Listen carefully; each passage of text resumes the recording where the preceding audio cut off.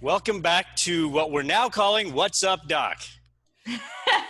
Yeah, we're nailing down the name slowly. But I think that kind of, portrays what we're talking about. Just what's Yes, trending in social media right now.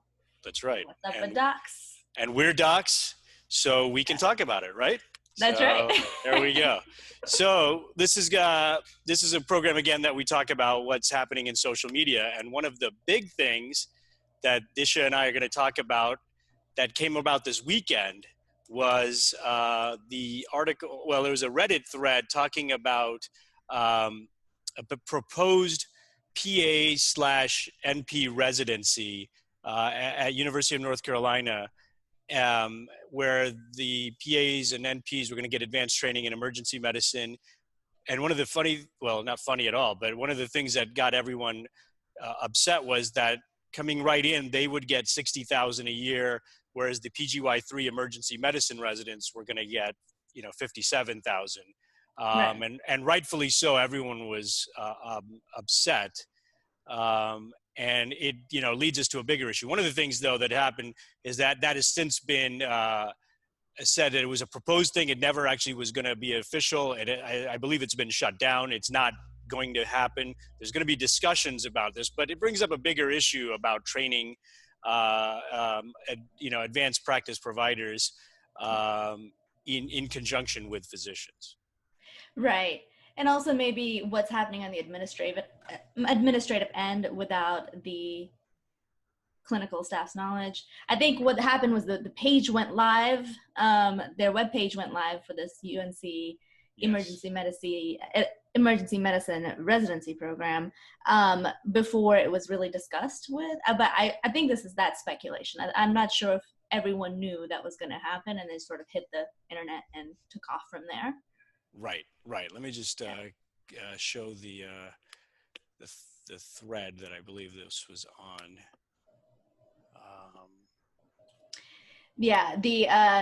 It was on Reddit, and it was all it was on PMG, it was on PPP, it was on a lot of different social media fronts, and a lot of people were angry about it.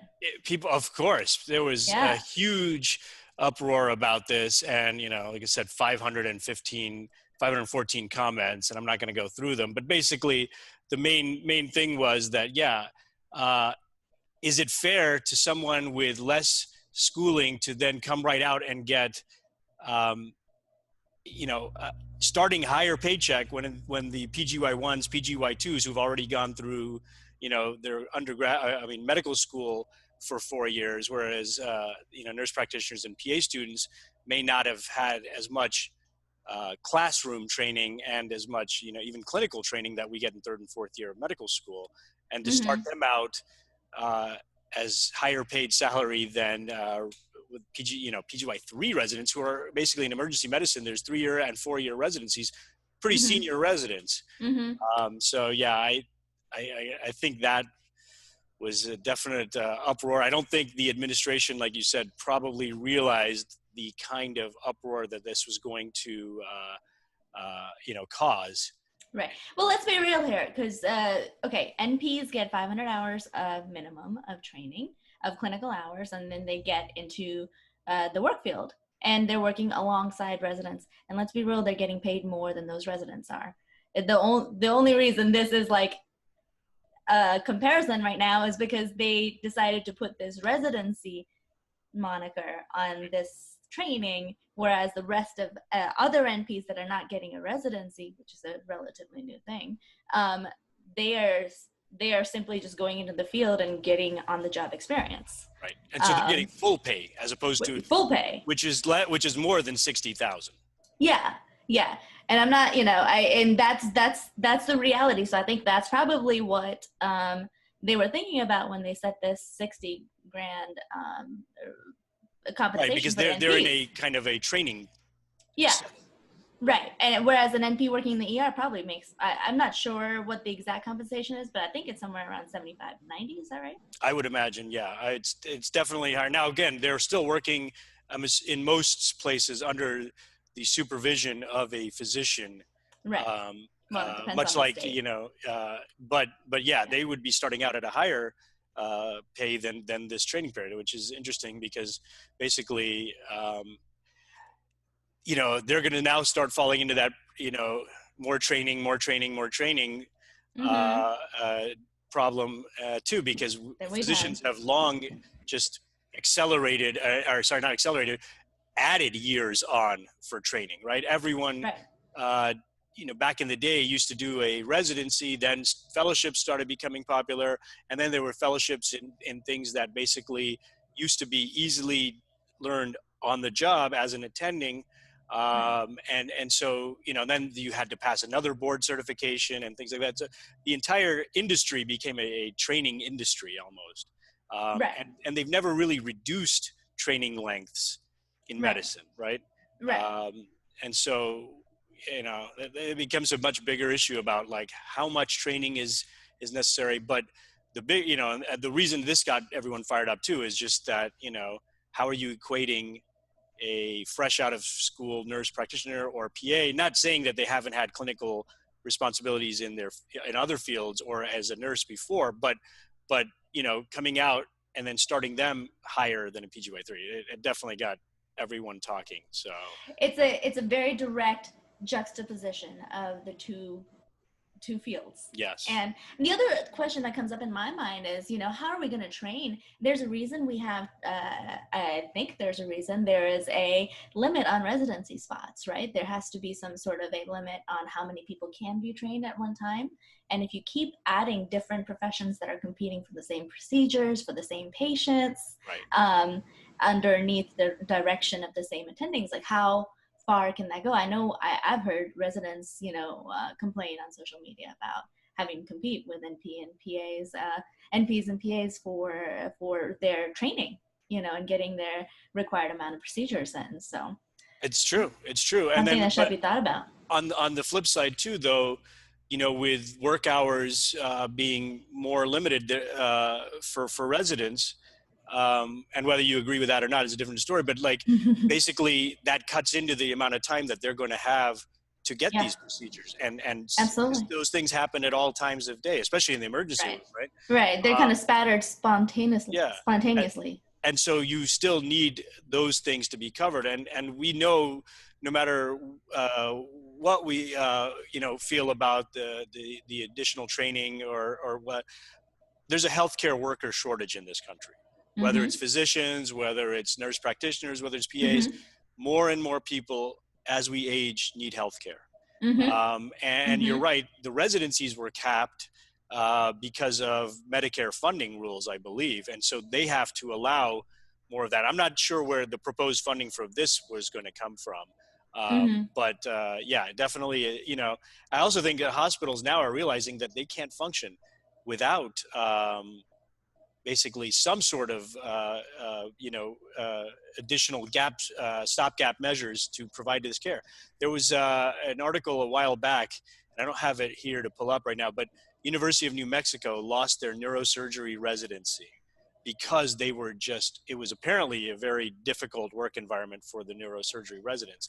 They might have had 1 or 2 neurosurgery residents a year. Well, anyway, they had to shut it down, and to replace, I want to say 9 or 10 neurosurgery residents, they had to hire 22 or 23 nurse practitioners slash PAs to cover that, each of which cost more because these weren't neurosurgery residents were getting paid whatever PGY 6, 7, 1 through 7 get. Right. And get And paid very little. PAs and NPs were getting paid full pay for what they would be getting Right. to cover all that. So Right. it's definitely, I don't know where we're heading on this, but boy, it's got us all talking, right? Yeah, I mean it does, and there are a segment of the population that are using that physician shortage to advance their own agenda, maybe make their own profit margins a little bit bigger, Yes. And then there is a little bit of that as well, I think I think there's more of that. I think that's the vast majority. And this is not to make this a physician versus other health professional provider battle. I think honestly, those things are being done at the corporate insurance health system level in the executive suites, and they're creating a battle more, amongst us, Right. and it's Yeah, a and we're divide and fighting the conquer wrong mentality. enemy. Yes, Exactly. We're all out here to try to provide care to patients. And I yes, think that is the right sentiment. And that's what we need to keep in mind, is that we're all in this together. yes. And to make it safe for our patients, the people that we're facing every single day, we need Right. to be talking about this stuff and not attacking each other. Absolutely, absolutely. So speaking of training, Mm-hmm. recently the USMLE announced that they're going to, I think it's the NBME, but the USMLE test that we all took back in our med school days. Oh boy. Yeah. They made Yeah. the announcement that they're going to go to a pass-fail model. Right. And so I'm going to bring up, I think this is an article from Kevin MD here. Let me Pass just. fail USMLE. Gosh. I don't know. I mean, that test is so freaking long. I mean, the tests are so freaking long. The first one was a whole day. I think the second one was 2 days long, right? Or was the third Right. 2 days long? Anyway, that it's just Actually, weren't so they both much 2 days long? information. I think they were both 2 days long now that I think about it. Gosh, it's been too I long. know, right? But basically, I mean, for me, when I was doing it, to get into radiology had hit this peak of competitiveness, and I was in the year that it was actually the second most competitive ever. And you really, now I didn't know that's what I was going into when I took USMLE, but you had to have good scores. Mm-hmm. And so it wasn't just a situation where you wanted to pass. You had to really work, excel. Yes. And again, I don't think that the USMLE judges the long-term skill level of physicians, because it didn't teach me, it doesn't test me anything on me as a radiologist. I think it's a test of how well you assimilate information and then Mm-hmm. can recall it. And that's some of it, Mm-hmm. but I'm not sure how I feel about this, because it's just a change. But the interesting thing about this is that it's just going to make it a little bit more challenging now for program directors to gauge applicants, right? How do you judge a medical student from Harvard versus a medical student from, a state school somewhere versus a foreign graduate? This was one of their differentiators. Right. Yeah. Yeah. I think as a student, I would want the number just so I could see, kind of get more feedback on what I got right and wrong. And I really kind of wanted that feedback. Like I wanted the test answers back, and we don't get them, but just so I could learn from the ones that I missed. But yeah, I kind of like that extra feedback of where exactly on the scale I was as compared to my peers. Yeah, so I guess the differentiator is going to be the recommendation letters, or the Yes, but rotation I think it kind recommendation. of then puts more back just upon the reputation of your school, really. Right, right. And And then how much you're that's a paying. disadvantage to students from maybe not so well known schools. Right, Definitely a huge absolutely. disadvantage for foreign graduates in this scenario. Yeah, Uh, but true. I mean, I think this is what's going to be happening across the board now. A lot of schools had started changing their rotations anyway to pass fail, and then of course they had honors and Mm-hmm. and high honors. But are we going to see more of that being just straight pass fail? So I don't know. I mean, at what point do we actually test? Is the MCAT going to be pass fail? Oh my gosh, I used to teach MCAT courses for Kaplan. That brings back good memories. I read on one of these articles that's saying that some program directors might go back to MCAT scores, and I was like, oh my gosh, Oh you've got my to be god. kidding me. Yeah, right. But so now I think USMLE 2, as far as I know, is still going to be scored, so maybe that's what they'll use, and then that might be okay because that's more of a clinical exam. But when I was taking it, people didn't really pay as much attention to the USMLE 2, so that they treated it more of a pass fail Right. than they did step 1. Right. Yeah, yeah. Step 2 is pretty much like, yeah, just you're fine. Just get a score and keep Right. moving. Right. Yeah, As long as I you would didn't do understand that. horrible, it wasn't a Yeah. big deal. So Right. yeah. Yeah. I don't know. It's interesting. We'll see how it plays out. It seems to be that we're going more towards less stratification, you know, Yeah. the whole like trophy participation trophy Everyone gets a trophy. mentality. Yeah. Yeah, but Okay. the Can I thing just is, say it? Okay, boomer. I am a millennial.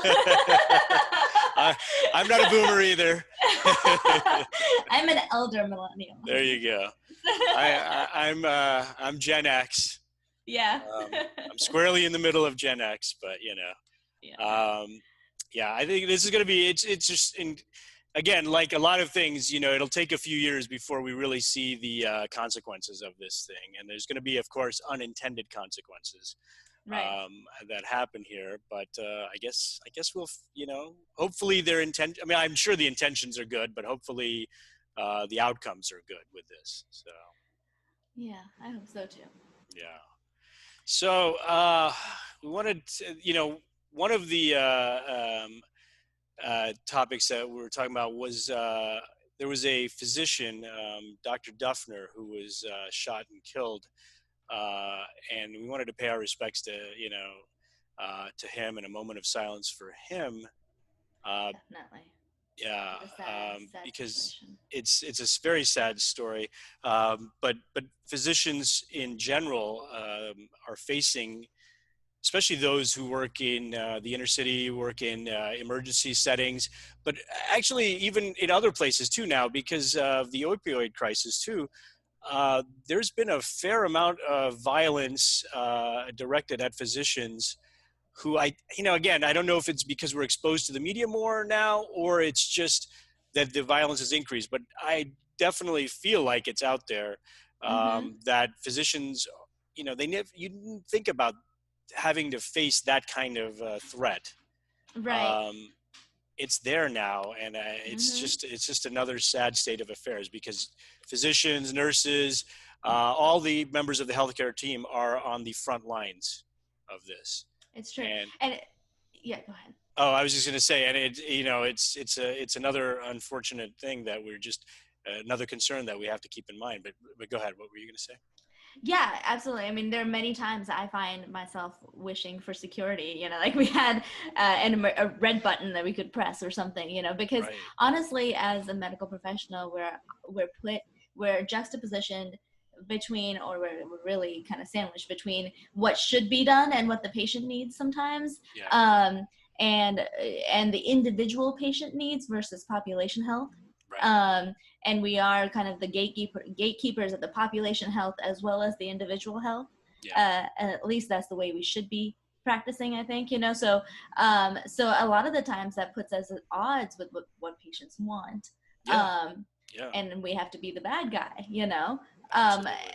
And yeah, so, and it's unfortunate that it does come down, and I don't know exactly what happened in this case, but I do know that one of our fellow uh, service members, you know, fellow in arms, Yeah. was slain, and you know, we want to pay our respects to him and his Yeah, family. it's rough, and you know, I wanted to say one other thing about the frontline people on this, the paramedics and the EMTs. You know, Mm-hmm. when they're driving into some of these, you know, in the field, my gosh, Yeah. they're even, you know, more dangerous, because you don't know what the situation is. Right. And I remember reading a Twitter thread a while back talking about one of the first things that the EMT, you know, the ones who've been there doing it for years, that they really learn quickly is you never pull in to a scenario where you can't get out first. So they may take a little bit of extra time to park the ambulance so that it's facing forward so they can get out quick, you know. And I think it's sometimes as a young Interesting. paramedic or EMT, they're like, no, we got to get to the patient, you know, but they're like, no, the ones who've been there a while and have understand, you have to look out for yourself first in this scenario, because that's the only way you're going to be able to provide care for the multitudes, as opposed to this one, you know, or two individual cases. So Sure, I sure. wanted You got to to, put on your own oxygen mask first before you help yes, someone. yes, exactly, exactly, but don't recline. um, Without asking permission. right.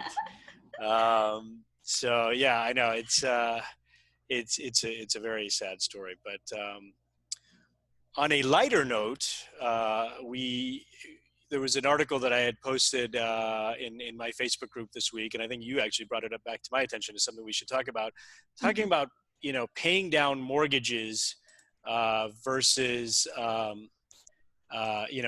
investing in an era of extremely low interest rates. So do you have that, or should I can bring that one up here? Yeah, I can pull it up either way. Okay, go ahead. I'll let you do that. Okay. Nope, just kidding. I'm like, wait. Okay, yeah, I got it. Okay. Let's see. Now, can you see that? No, it's a bunch of different screens. Oh, okay, that's not good. Let's see. Oh, I think it's our last week's episode that I see. Oh, wait, hang on. Let me try this again. Let's try this again. Let's see.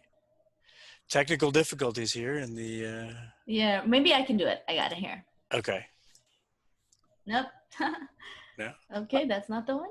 That's not the one I want to share. What is going on? Wait, let me try here. How's that? There. Okay, you got it. Okay. All right. Can you see the whole thing? It's weird. I can't No. even see anything. Okay, it's kind of cut off? Yeah. Okay.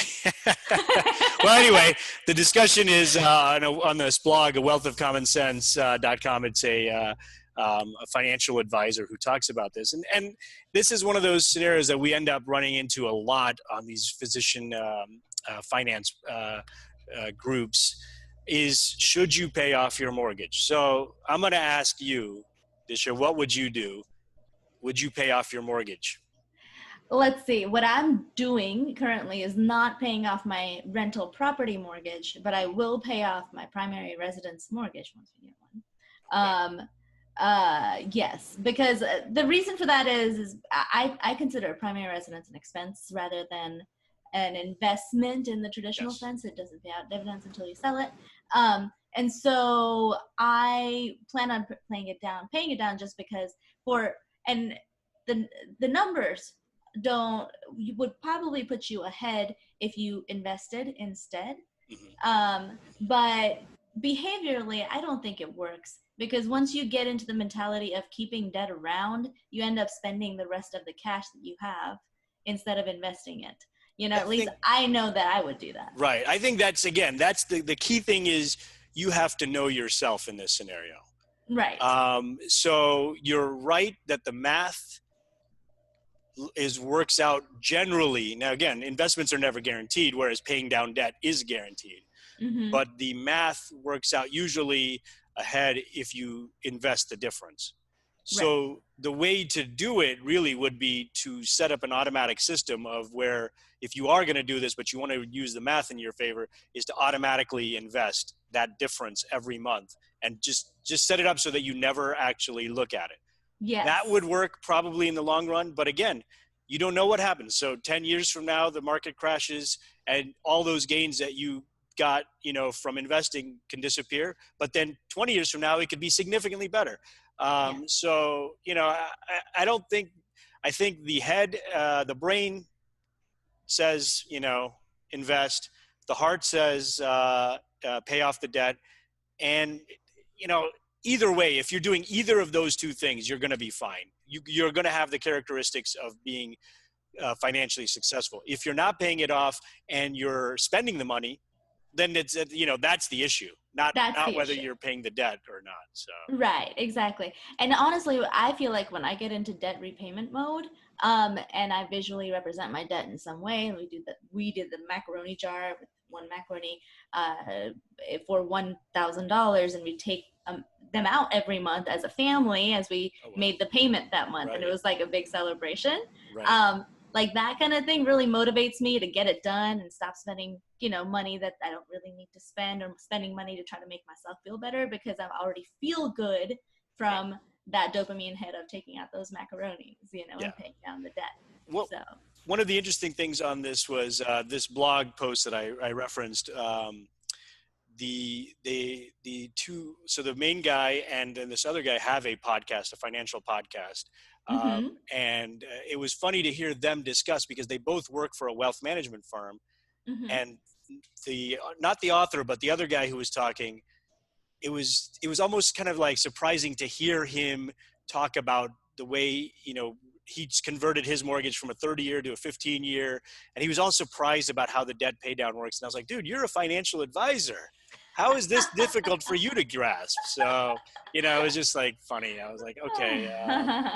But it's a good Yeah, we're all discussion. learning. Yeah, we're all Yes. learning. And I think financial advisor school can only teach so much, but you Right. have to learn about yourself. I think that's the biggest thing with That's finance. 100% right. Especially because, when you have your own debt, it Yeah. hits you much more, than if you're just reading about it in a textbook or something like that. So Yeah, and that's the whole key to investing is knowing your behavior, right? And whether you're gonna freak out in a down market and sell everything, and absolutely. that's another way you kind of need to kind of find yourself in the investing in the money world. Yes. Yes. That is a very good point. And that actually brings us to today, which is, I don't know if you looked, but it's a significant down day in the market today. I didn't So look. Well, I kind of saw, but yeah. And, again, in the long term, it doesn't really matter. I try not to pay attention. That's good. That's good. I was dropping my kids off at school this morning, and then I happened to hear on the radio.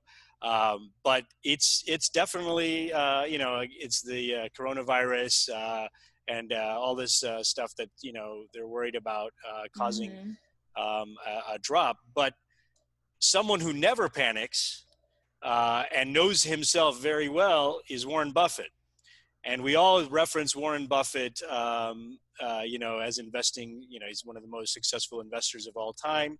Right. The reason I bring it up is because his letter to his shareholders came out this week or this weekend, and a lot of professional investors use that as a kind of a gauge on investing sentiment. He's always about investing for the long run. Who cares what happens day to day? Mm-hmm. And so, his letter that came out this week kind of just echoed a little bit more of that. And one of the interesting things that I got from it was, how things have been like, how the long term, we talk about, compounding interest, how things really grow in the long term. So let me bring that up. But, basically he's the founder of Berkshire Hathaway, and it's 50 years old now, I think 50 plus years old. Mm-hmm. But what's interesting is he's almost 90 and he's still learning. He still reads 5-6 newspapers a day. And, is always thinking about how investing it works. So let me just bring up one of the interesting parts that I saw here. So let's see, here we go. So this is his stock investments in that Berkshire Hathaway holds. They own a bunch of their own additional businesses outright, including Geico Insurance and some other insurance companies where they get a huge amount of cash that they can invest. But what's interesting here is just a couple years ago, he famously said he didn't buy any technology stocks. And 2 years ago, I think he started buying up Apple. And Apple had come down a little bit at that point. And he started buying it because him and some of his younger people that work with him, must have educated him on how good of a company it is. And it's become their largest holding in terms of dollar value. And it's doubled basically since they had it in 2 years. Wow. And it's crazy because he doesn't care about the doubling. The doubling is irrelevant to him. Apple pays a dividend of, I want to say $2-3 a share, but they own so much that they're getting nearly $1 billion a year in dividend payments from Apple. Some of these other stocks like American Express, Coca-Cola, Wells Fargo, they've had for years, and you can see what they actually bought them for, $1 billion, and what it's worth now, $18 billion.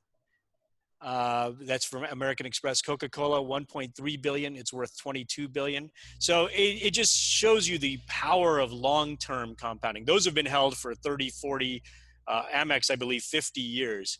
Wow. Apple in a much shorter case, but it's crazy how that long-term holding period is what makes the difference. What happens today in the market, whether it's down 2%, 4%, or what happens, this year is irrelevant. What happens over 10 to 15 years is what he lives. He doesn't just preach it, he lives it. So I think that was my take home. I don't know if you had a chance to look at it. I looked at it. I just love reading this letter because this is the first time I've done it. Thanks for sending it to me. Yeah. And it's just so insightful in the workings of a mind that is clearly so advanced. But also he talks about investing in the company and retained earnings, and how and quotes other authors, Edgar Lawrence Smith, and the common stocks as long-term investments. Right. And just just such clarity of thought. I just love that. Yeah, and he writes really well. He does write really well. It's interesting. And I'm going to stop the sharing part, but anyone who wants to look at it can Google it. It's, one of the most, it's funny, their website is something out of the early 90s, but his writing is it's well written. And a lot of professional investors will tell you that one of the best things you can do if you want to educate yourself as an investor is go back and read the series of his letters, because he's been putting them out since the 60s. But, and, I don't know how this one ranks. Some people say this is just a typical letter. But if you go back and read the ones from 20, 30, 40 years ago, and then just kind of see how his mindset is, it's probably the equivalent of getting an MBA, they're saying, Huh. Wow. It's definitely worth reading. And like you said, I think these are not hard to read because he explains things really well. Right. Yeah, it's not dry at all. And it's very, you can tell that he reads and educates himself along, still. Yes. And that's really inspiring. He's almost 90, and Charlie Munger, his business partner, is 96, and their Wow. mind, they have their Berkshire Hathaway annual meeting every year in May, and I haven't gone, but they live stream it, and they call it the Woodstock of capitalism. But basically, it's amazing Right. to see. They just sit there and answer questions. Some of them selected from media members, some of them from audience, and some of them from online. But they don't really know what's coming. And they'll just sit there for like 4 or 5 hours answering questions. And they'll tell you, especially Charlie Munger will tell you if it's a stupid question. But, I think when you're 90 plus, you don't really have time for you get to say it. niceties. But I recommend, anyone who's interested in finance to definitely tune in. I wouldn't say you have to go to Omaha. I don't plan on doing that, but definitely check it out. That sounds really fun. It's worth looking at. Nerdy fun. Yes, nerdy finance fun. So good. So, before we end it, I know before we end this show, I wanted to talk a little bit. You had posted about a house that you were drooling over. And you were like, tell me, talk me out of it. And I'm not here to talk you into buying a house or talking you out of buying a house, but there was a very interesting side story that came about. So what do you tell our viewers about that? Oh gosh. So I am house hunting currently. My backstory is we have a rental, and then we had a primary residence when I had a lot of student debt. But we decided to sell that residence and downsize to a rental and pay off my student loans. And we did that in about a year and a half, a little less than a year and a half. And now that that's paid off, we've been, kind of cruising, and now we need to buy a house, because that would be the smart thing to do at this point. We've been renting for 3 years, and we're the differential of renting in our area, like the year point where it's not good anymore, is after 3 years. So so it's the time. So we're looking, and and it's been an adventure. There's a house that's just like, it's hard to remind myself. It's so easy to upsize, right? And like kind of and get the nice beautiful house. I can't even think about it. Anyway, but in our house hunting adventures, we went to this other house, which was actually in a reasonable house in a good school district, and looked like a decent house. And we went there, and this was really disturbing because we kind of went in. Initially, you go through the garage, take a left, and it's like a big stage area, but the stage is off to the right and kind of look up, and there's like weird stuff on the ceiling. Like I'm not sure, I don't understand what people would do with that. And and then but it otherwise looked pretty kosher. We went through the kitchen. The kitchen was amazing, and there's like amazing Steinway in the living room that had to be at least 20, 30 years old, and probably more than 50 grand, you know, and its value right now, like just gorgeous. And anyway, we go downstairs, and like the basement doors all have keypad locks, and we're like, that's weird. Like all of them, like interior ones. So anyway, something just didn't seem right. So I Googled the address, and it turns out it belonged to a sex trafficking cult. Oh my God. That's terrible. That was based in this area, and wow. Yeah, and it was actually one of the co-founders. So, wow. Yeah, and yeah, so we're like, oh, yeah. So my question to y'all was, how far do you go for a deal? Yeah. Wow. That's a tough one. That is a tough one. I don't know. Yeah. I don't know. Yeah. It's interesting because that's an extreme example. But here in Arizona, there was some lawsuits a while back because Airbnb is very popular out here, and there's some amazing houses in this area called Paradise Valley, which is one of the fancy richest zip codes in the country, and they have these huge mansions that some people had Airbnb, and they have views, pools, whatever. But some people had rented them Airbnb, and then they had shot porn. And oh, wow. and it had kind of gotten out that it was like they're using these to do that. They'd pay for this amazing set, for his house. And then there were like, lawsuits and things like that. But it was just like, whoa, I don't know if I would want to buy that house. But at the same time, you're right. I don't know. There's always been a story where people are like, if someone had been murdered or something like that in a house, would you buy it? Because they're supposed to disclose it if you ask. And then how much does that drop the price value of the house? But it's a tough call. I don't know if I could do it. It would have to be an amazing deal. I don't know.